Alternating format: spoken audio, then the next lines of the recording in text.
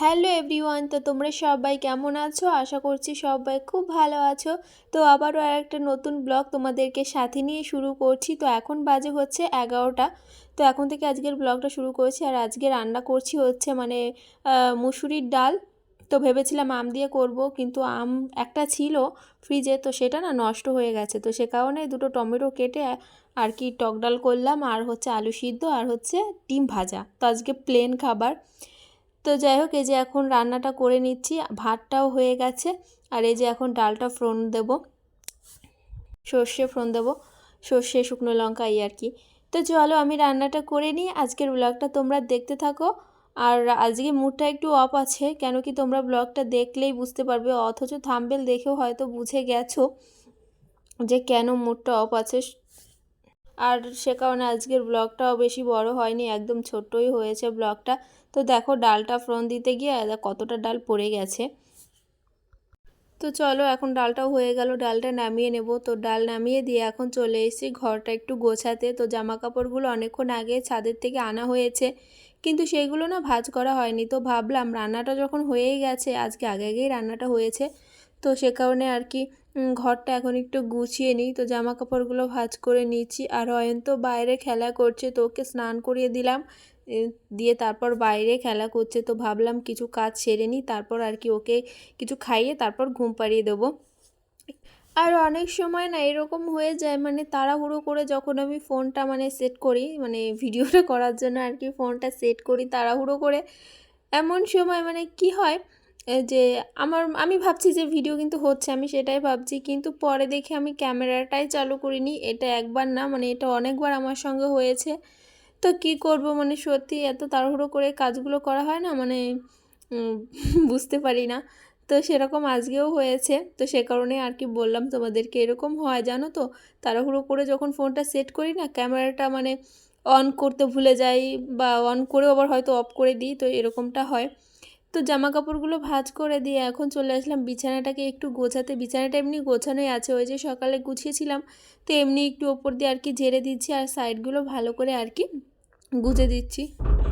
আর তোমরা আমাকে একটু কমেন্ট করে বলো যে ব্যাকগ্রাউন্ড মিউজিক দিলে ভালো হয় না না দিলে ভালো হয়। তো আমি না ওরকম অনেকবার ট্রাই করেছি, কিন্তু না আমার বেশ ভালো লাগে না, জানি না কেন। আমার মনে হয় কি যেন আমার ভয়েসের থেকে ব্যাকগ্রাউন্ডটাই হয়তো বেশি শোনা যাবে, এরকম মনে হয়। তো সাউন্ডটা কমিয়ে দিই, কিন্তু তাও জানি না কেন আমার ভালো লাগে না। তোমাদেরকে আগের দিনও বললাম যে সবাই দেখছি না, ভিডিওতে ব্যাকগ্রাউন্ড ইউজ করছে, সবাই বেশিরভাগই ইউজ করছে। তো সে কারণে আমারও মনে মনে ইচ্ছা হয় যে না আমিও তাহলে ট্রাই করব। তো আমি চেষ্টা করেছি, চেষ্টা বলতে আমি ব্যাকগ্রাউন্ড মিউজিক দিয়েও ছিলাম। তো আগে দু একটা ভিডিওতে আমি ওরকম পোস্টও করেছি ব্যাকগ্রাউন্ড মিউজিক দিয়ে এডিট করার সময়। তো আমার ভালো লাগে না, তো সে কারণে আর কি তোমাদের কাছে বললাম যে তোমরা আমাকে একটু কমেন্ট করে বলো যে ব্যাকগ্রাউন্ড মিউজিক দিলে ভালো লাগে না না দিলে ভালো লাগে। তো সেটাই আর কি। তো বিছানাটা গুছিয়ে এখন আর কি ঘরটাও ঝাড়ু দিয়ে নিচ্ছি। আর দেখো ঘরে আর কিছু থাক আর না থাক, এই যে এইসব থাকবেই, খাবারের প্যাকেট, তারপর এই যে কোথা থেকে দড়ি টড়ি নিয়ে এসছে, তো সেইগুলো আর কি এখন এই যে ঝাড় দিয়ে পরিষ্কার করে নিচ্ছি। তো ভাবছি যে এখন ঘরটাও মুছে নেবো। আর অয়নকে আমি তখন দিয়েছিলাম হরলিক্স খেতে।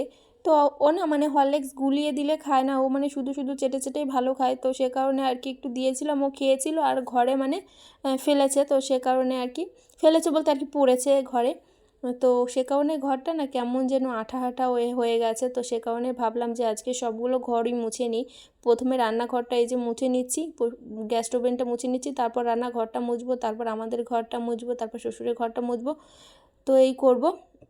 আর মাইক্রোওভেনের ওপরে যেই ও কাপড়টা পাতা ছিল, তো সেটাই আর কি জানো তো ধুয়ে দিয়েছি, যেহেতু যখন রান্নাটা করি তখন ওই যে যখন ফোড়ন দিই তারপর অনেক কিছু তেল মশলা চিটে চিটে যায়, তো সে কারণে কদিন পরপরই ধুয়ে দিতে হয়। তারপর ওই যে জলের ড্রামের ওপরে যে কাপড়টা আছে ওইটাও আর কি কদিন পরপরই ধুয়ে দিতে হয়, যেহেতু পাশে আর কি রয়েছে, রান্না বান্না করা হয়। আর আমার তো জায়গায় আর কি শর্ট হয়ে গেছে, না হলে আমি ওই জলের ড্রাম তারপর মাইক্রোওভেনটা অন্য জায়গায় রাখতাম, যেহেতু জায়গায় শর্ট আছে, তো সে কারণে আর কি ওই পাশ দিয়েই রেখে দিয়েছি। আর জলের বোতল রাখার তো আমার সত্যিই জায়গা নেই, কেন বলো তো, মানে জায়গা আছে কিন্তু আমি রেখে শান্তি পাই না।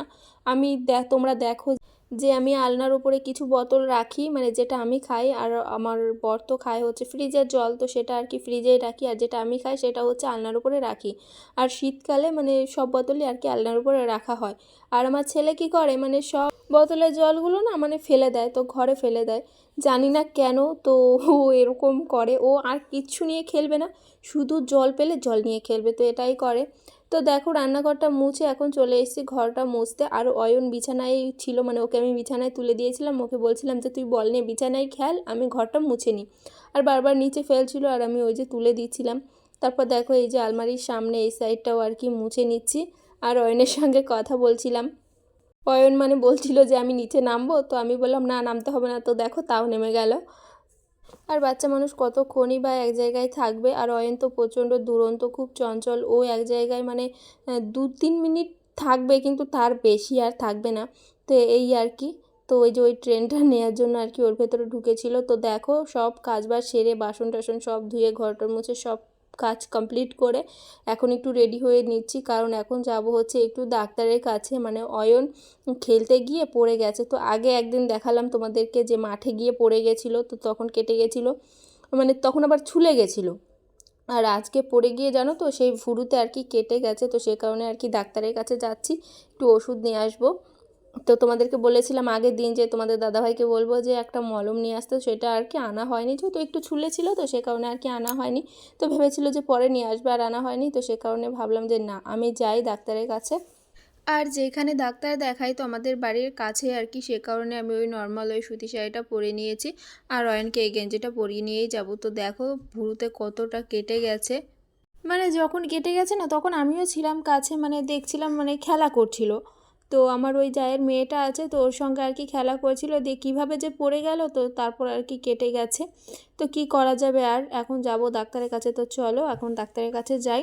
তো এই যে ডাক্তারের কাছ থেকে চলেও এসেছি, আর এই যে ওষুধ দিয়েছে, মানে একটা মলম দিয়েছে আর খাবার ওষুধ দিয়েছে। তো চলো ব্লগটা এই পর্যন্ত, টাটা।